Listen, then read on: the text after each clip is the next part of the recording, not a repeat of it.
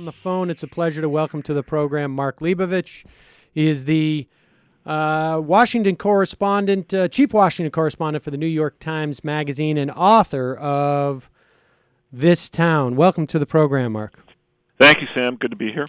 I really enjoyed your book. I mean, I found it also really terribly depressing, and I'm sure you hear that a decent amount. I've heard that quite a bit. Yeah. And some of the stories of the individuals I have covered over the years, and it's and I want to get into some of the individuals, but I want to sort of broaden it out because one of the things I really found fascinating about the book.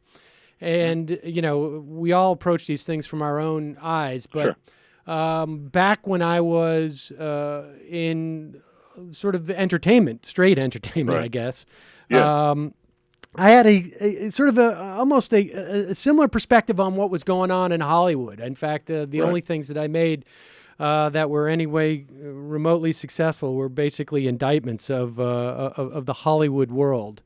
And I'm interested in how, I mean, and people should know just in general that you tell the story of what we referred to on this program and others as of the village, the sort of the permanent sort of establishment class there. And you document how it's sort of gone beyond where we could have wildly imagined. But just give us a sense, just a broad sense at first, and then I want to talk about compare it to other things. But of just how you would describe the interconnection here and what it brings about. Yeah, no, sure. I mean, I think first of all, it's important to define our terms. I mean, this town does not intend to refer to a comprehensive look at all of Washington, D.C., and in fact, it constitutes a very small group of people, population-wise. I mean, this is the political class. People in this town are people in the political class, people who are elected officials, who are on staffs, who are lobbyists, who are members of the media, people who are disproportionate in their power and their attention and the money they make.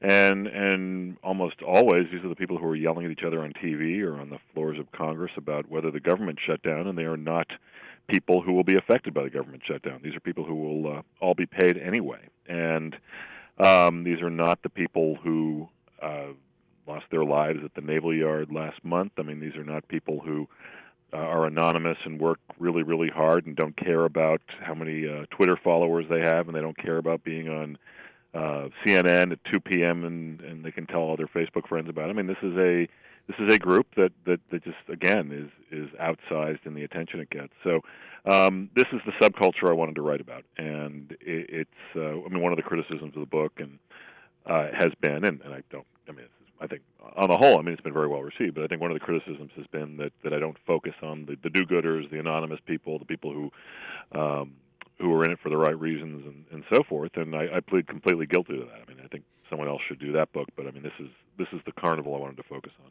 Well, and part of, I mean, you know, to the extent that criticism is fair, I mean, what the real story, it seems to me here, is there's always been those people, absolutely, the do-gooders, and totally, and to some extent, there's always been an establishment. I mean, Sally Quinn was famous for saying that the Clintons came into Washington and trashed their place. But what is different between the sort of the village that Sally Quinn was talking about and the village that you write about?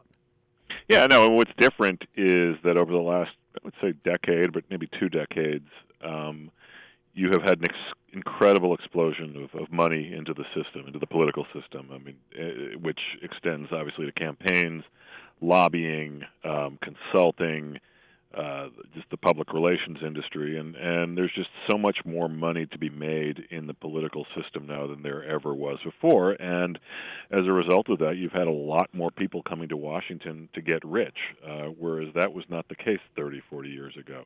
So it's become much more of a moneyed entourage class than it ever was, even back in the Reagan days. In addition to that, I mean, new media has completely revolutionized this conversation and has really changed the ecosystem a lot, to a point where, I mean, cable has given pretty much any C-list political operative a face. Guilty. And anyone can. Well, it's okay. I'm not a political operative, but nevertheless. No, but I mean, look. I mean, it's like it is definitely expanded the population of people who can make a name for themselves and even profit from that name. I mean, with the perception that they are a Washington insider and so forth. So, I mean, it's become this anarchy in the peanut gallery, and I think new media and to some degree, not old media, but I mean things like, again, cable and the internet have enabled that quite a bit. It's interesting because, the sort of, I guess, the conventional wisdom or what we hear sold by what seems to be the sort of the deepest nexus of this group seems to be their line seems to be that the problem with Washington is the polarization on some level. Yeah. But your book shows that the polarization is really just more of almost the sort of the roles that people are playing to further a nexus that is without any political ideology in some way other than to make money. Yeah, I mean, one of the takeaways from this book that I certainly saw in a much fuller sense of relief than I ever did before is the distinction not so much between Democrats and Republicans in Washington, but insiders versus outsiders. And which is not to say that politics today isn't polarized and that the partisanship that drives so much of the dysfunction in national politics isn't real. I mean, it's absolutely real. But I think there is, in many cases, a kind of wink and a nod that, hey, there's a show business aspect to this, too, and we are playing roles. And I'm a professional Democrat and a professional Republican. And the fact of the matter is, I mean, Ted Cruz, I mean, it'd be interesting to see what happens to him because just because of the system as it exists today, I mean, he is set for life, right? I mean, he doesn't care about, what senators have typically cared about over the years, which is the respect of his colleagues, which is committee assignments, which is,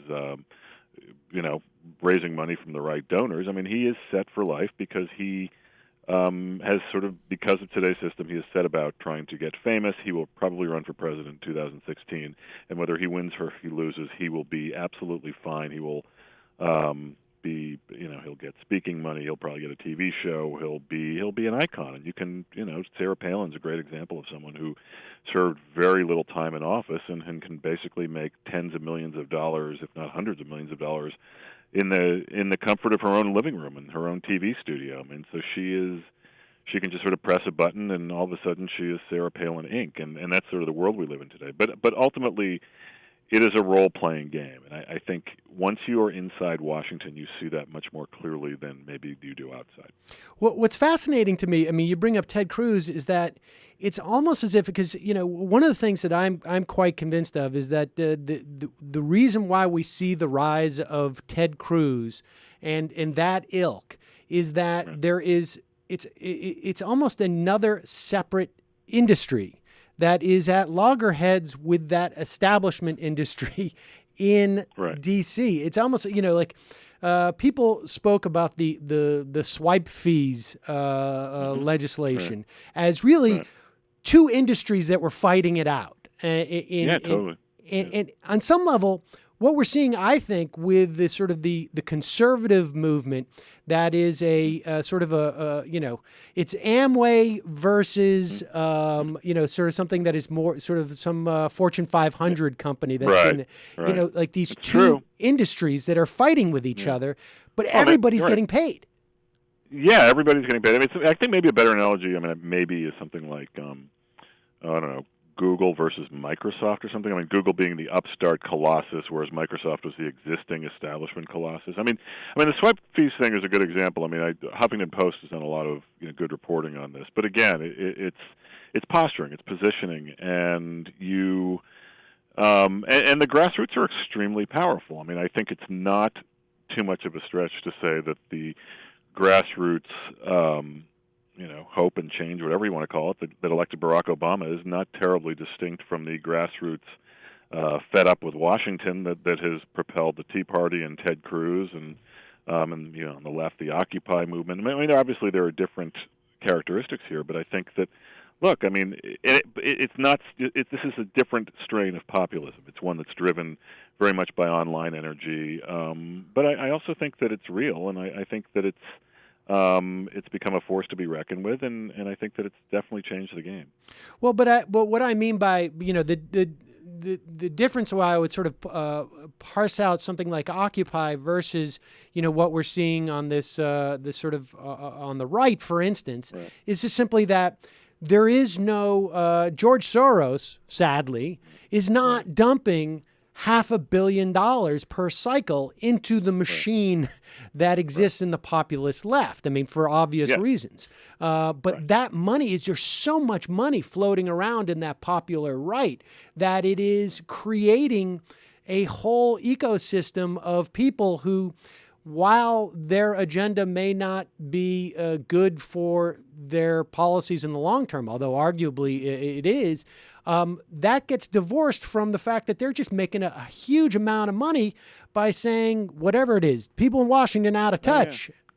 Yeah. No. I mean, it's cynical, and what's interesting is that a lot of the term. I mean, you heard pieces of this back in '94 when the Gingrich Republican Revolution. I mean, they were all talking about term limits, right? That was like one of the two or three big platform issues during that election. And what happens is, it's a great message on the stump, in the same way that hope and change is a great message on the stump. And then you get here, and I think more than half of the people who made that pledge wound up wiggling out of it somehow, and many of them are still in Congress now. And I think what's striking is, yes, big money is behind a lot of this. I mean, I think we did a story, the Times did a story a few weeks ago on how a lot of very, very well-heeled conservative groups like the Koch brothers were very, very instrumental in the lead up to the government shutdown, and this was sort of an end game that a lot of very, very well-heeled interests had envisioned from a very, very early point in all these discussions. So, yeah, look, it's good for business. It's a winning message. That's a completely cynical view of this, but it's a really vicious cycle, and frankly, the Ted Cruzes of the world can benefit. Let's talk about. You compared this I guess this permanent industry that is sort of has grown up around D.C. And it's there's always been that sense of it being a company town. I was there 27 years ago as an intern on the Hill, and I just remember it. 5 years later, 6 years later, I was in Hollywood, and it was very similar. You're constantly running into everybody who's feeding off this one sort of company town. But tell me how else you perceive the sort of both how Washington has become some way similar in dynamic to Hollywood, and in some ways they've also become intermeshed. Particularly through the Washington Correspondence dinner. Yeah, no, there is always, especially, really starting with the Clinton years, there's been this symbiosis between Hollywood and just the celebrity culture of Hollywood and the celebrity culture of Washington.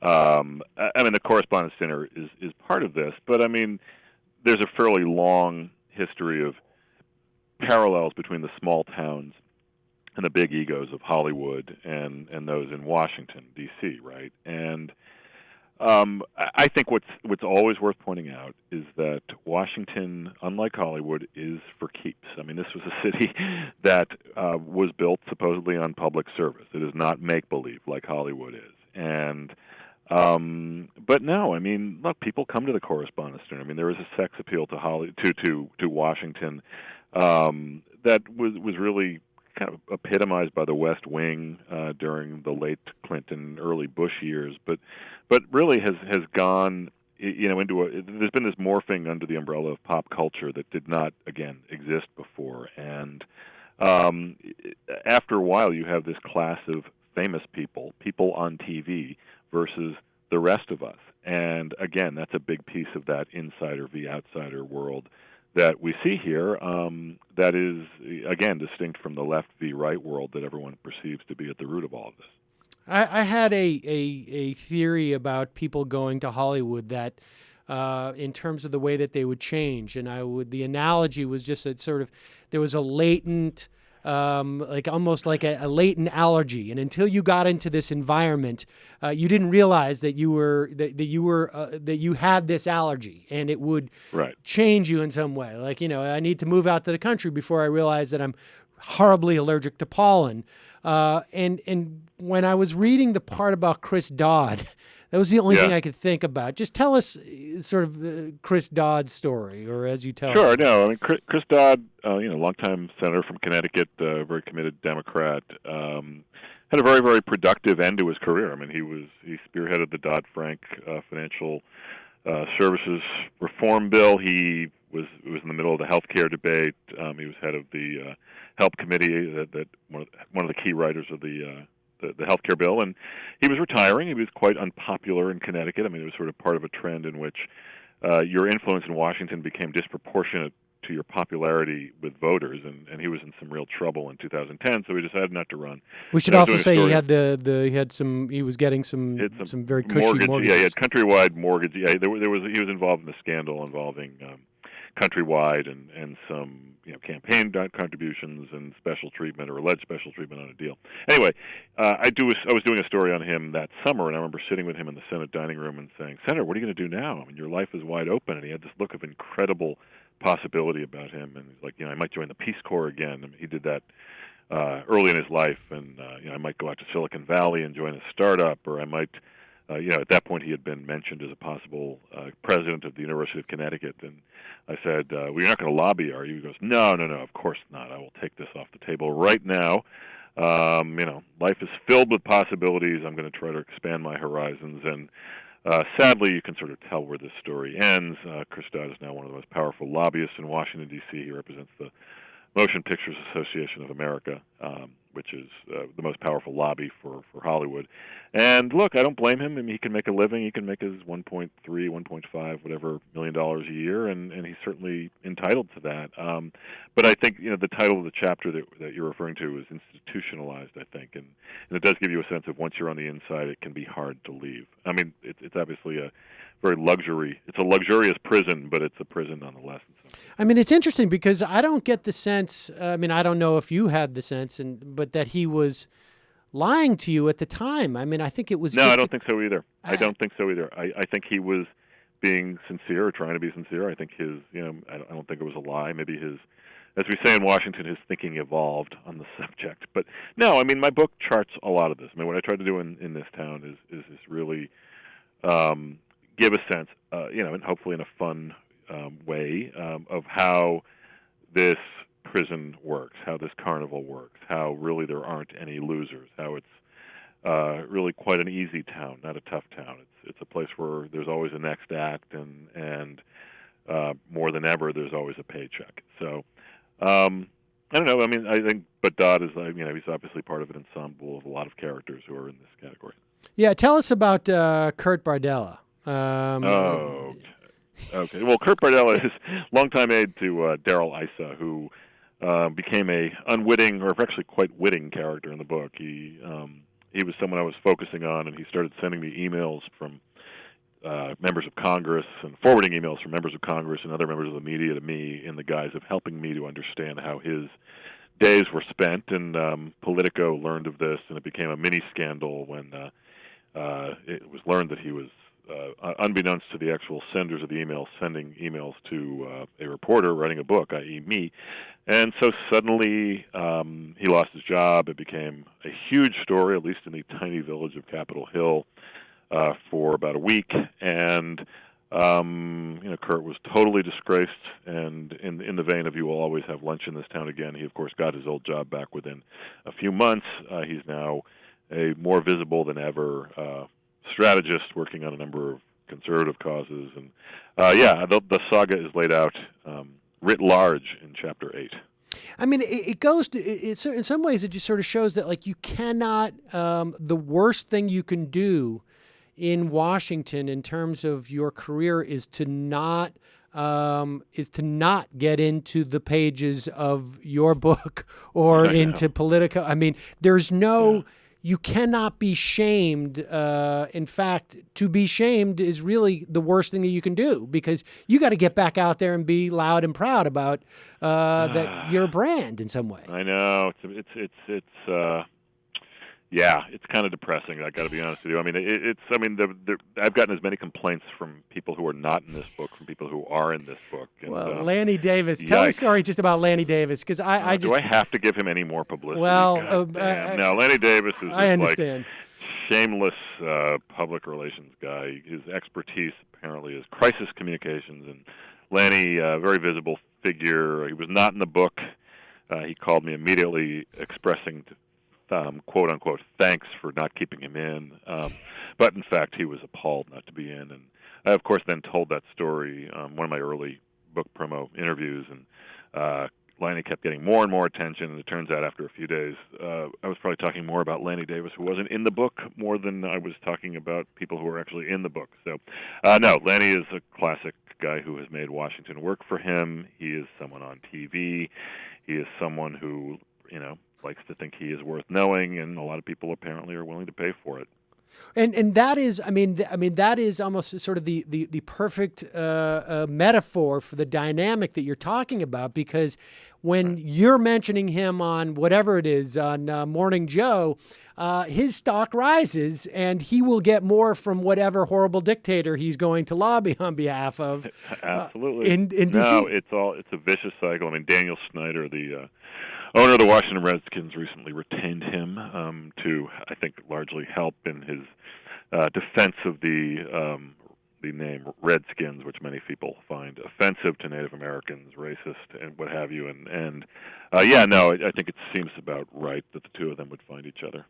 I want to talk a little bit about Harry Reid, because I think Harry Reid's a very interesting character in the context of your book, because and I've heard you say that your first go through, your publisher wanted, there to be a protagonist who could be the sort of the one that we can relate to and look at this All world. True. And I really appreciate the fact that there really isn't one, because you're talking about a system. Cop-out. And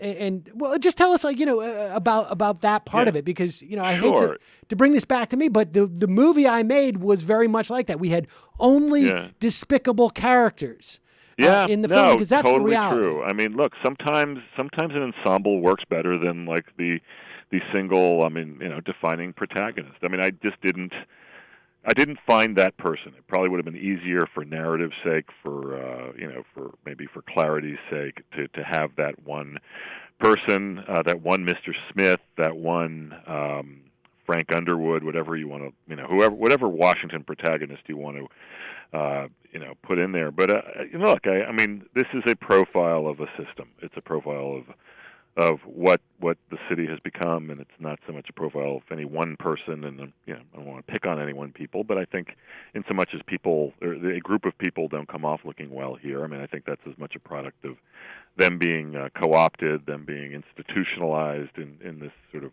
Chris Dodd-like way, or any other way, and that's the book I wanted to write. So I wound up writing. Yeah, let's talk a little bit about Harry Reid, because I'm sort of fascinated. In the book, you mentioned that Harry Reid, and I've known people that have worked for him, and I have a sense of who he is, and some, to the extent that one can have a sense from a distance. But what really interests me, and this has come out before, that he had basically approached Barack Obama, and it's hard to know who the determinate voice was for Obama when, because I imagine there was a lot of them when he decided to challenge Hillary Clinton. Right. But there seems, now to be a tension between their two agendas, frankly. I'm just curious your thoughts about that.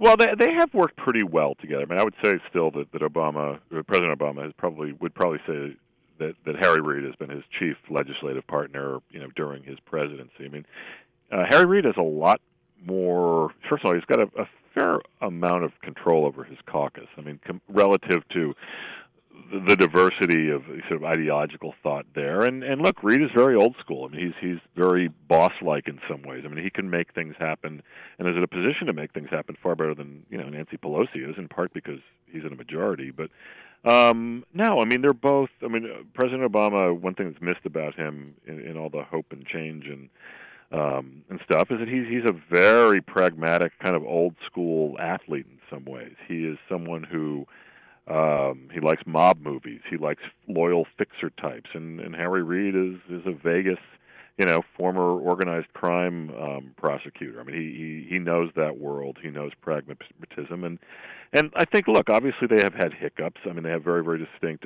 objectives, and right now Harry Reid wants to keep the Senate. I mean, that's what will keep him going. He'll probably run again, and I think as President Obama's second term gets closer to being finished, I mean, I think their agendas will diverge even more. But I mean, at heart, they're both in some ways points on the board guys, and I mean, President Obama could not have gotten health care done, and couldn't gotten probably the stimulus done without Senator Reid. And the latest came out. I mean, there was some reporting in the Huffington Post about a meeting they had in July where apparently President Obama was questioning whether or not Harry Reid had control of his caucus. Right. And Harry Reid expressed his frustration over the White House's role in the fiscal cliff negotiations. Right. No, I mean, look, that there have been meetings like that for a while, and I think, look, President Obama knows the Senate. I mean, he certainly knows the Senate better than he knows the House, and he knows how big and how thankless Harry Reid's job is. I think it's probably a little bit less thankless than what John Boehner's job is at this point. Probably even Mitch McConnell's, job at this point, because I mean, Harry Reid doesn't have a Ted Cruz in his caucus right now. So, look, no, I mean, I think there is obviously going to be some frustrations. I mean, Harry Reid is nothing if not calculating, and some would even say Machiavellian. And I think it'll be fascinating to watch it play out. But I think that look, it's basically worked. I think these marriages are never ideal, especially when you have such divergent personalities. But I think it's generally worked. What do you think happened to the President Obama? President Obama came in with sort of a very ambitious agenda to end at least some of this lobbying culture, and it seems to have. I mean, to the extent that he worse. he seems to have failed. If that was really his agenda, and it has continued to grow. I mean, do we have something that's sort of analogous to the sort of the deep state that people talk about when they talk about things like the national security that has grown up? Well, I mean, look, I think that it's very. I mean, I guess I would question how hard President Obama really tried to change Washington. He certainly campaigned hard on the theme. You do wonder if he could have done more, even early on, whether it was more than just one Super Bowl party or one bipartisan cocktail party or what have you, whether that might have actually brought more goodwill that could have made any changes whatsoever. But look, I mean, the Tea Party didn't really exist in 2008. I mean, it was, I guess you could see the roots of it then, and you could argue all day about what has driven the Tea Party and whether it's genuine frustration or just a different name for extreme conservatism or populism. But I think look, I do question. I mean, I think what's clear is that President Obama has moved this forward not at all as far as changing the tone of Washington, and I think he's clearly seems to have given up, but I also think that again, I think the question of how hard he's tried is very, very valid. I mean, they came out with this rule that they're sort of cutting down on the revolving door, and then just sort of provided waivers. It was I mean, there were many exceptions, and look, they're allowed to make exceptions and change their minds or flip flops, and look, I'm allowed to be demoralized as someone who. You just become cynical watching this, and especially when you're a reporter and you're spoken to in the language of obsequiousness and lies and spin. I mean, it's not how normal people talk to each other. So, look, I mean, I hope that this town sort of lays it out, pretty well. I mean, I think that there are a lot of books to write about Washington, but I do think that I mean, I don't apologize for writing a book that might not be all that respectful of the political culture that we have come to see every day. You don't provide any prescriptions for this problem in some ways, but I mean, how is for those of us who are sort of interested in bringing about specific policy change, and you lay out this snapshot of a system which succeeds in certain policy changes not happening in some respect. Right. How, now you've had some time to sort of absorb, I guess, and read the book almost as a consumer on some level, at least. Sure. How do we exploit this? Well, let me tell you this. I will say this. Just as someone who, I've experienced this as a reader, but also now as a listener, someone who has been all over the country and who has heard what people have said about not just the book, but also the system that it describes. And I would say the single biggest thirst out there from people I've spoken to is, especially after reading the book, is for some kind of campaign finance regulation, or I just don't know of anyone who thinks that this is sustainable or that it won't beget some kind of terrible scandal, and that's on both sides. You hear a lot of talk these days, more than maybe you did 5-10 years ago, about term limits. I think that's still out there. You certainly hear a lot of hunger, or you hear a lot of people voicing a lot of desire or hunger for a third-party candidate. I think that America is ripe for that if, in fact, that person exists and ideally can fund him or herself. Again, that might just be the same pipe dream that people have been talking about for decades. But, as far as my 10 bullet points on how we can make the nation's capital work better, I don't really have that chapter. So, I guess ultimately I'm putting on my journalist cap and saying, my job is to hold a mirror to a culture and hopefully, maybe inject some, or at least start a conversation or elicit some kind of soul search that maybe can bring the country forward. When you sat down to hold that mirror up, did you have a sense of just how what that image would look like?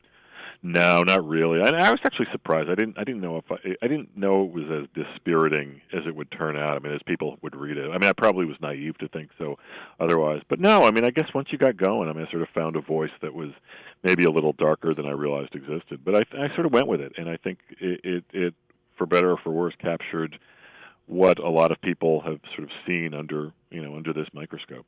I think one of the interviews that I listened to before talking to you today, I got the sense that on some level this exercise, I don't mean to obviously more than an exercise, but for you, right, it was some way of, I don't know. The analogy I could use is that I was quite convinced that had I stayed on certain sitcoms, I would be significantly fatter and right. Maybe with some major drug problem at this point in my life.